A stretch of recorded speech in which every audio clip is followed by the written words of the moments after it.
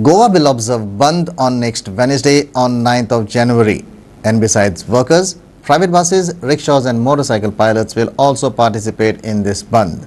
It means only Kadamba buses and taxis will ply on Goa's roads. The Goa Bandh is a part of nationwide strike declared by national trade union bodies on 8th and 9th January. Private Bus Owners Association General Secretary Sudip Tamankar told media on Saturday that private buses, rickshaws and motorcycle pilots have extended their support to this Bandh.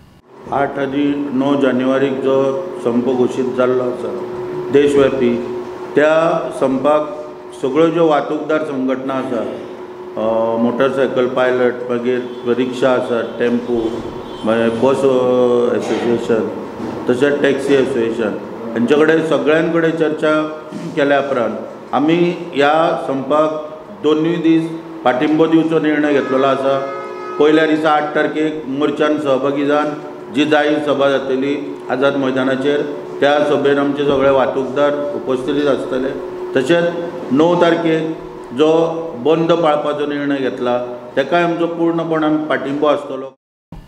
Trade union leader Advocate Subhash Naik said, "I took C2 and All India Bank Employee Association have came together for 2 days nationwide protest. The official notices of protest have been served to the concerned authorities." गोंयच्यो साबार कामगार संघटना जितून AITUC आसा, INTUC आसा, all India bank employees association आसा, all Goa bus owners association आसा, CITU आसा, सेंटर ऑफ ट्रेड युनियन्स, तशेंच बाकीच्यो हेर संघटना शेतकार मणकार तांच्यो संघटना ह्या देशव्यापी संपान सहभागी जातात.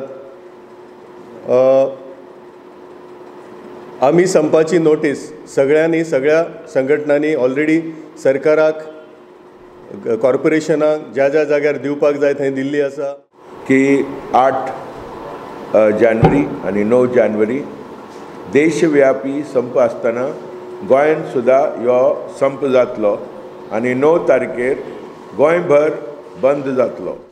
A video journalist Yashwant Parab in Panaji.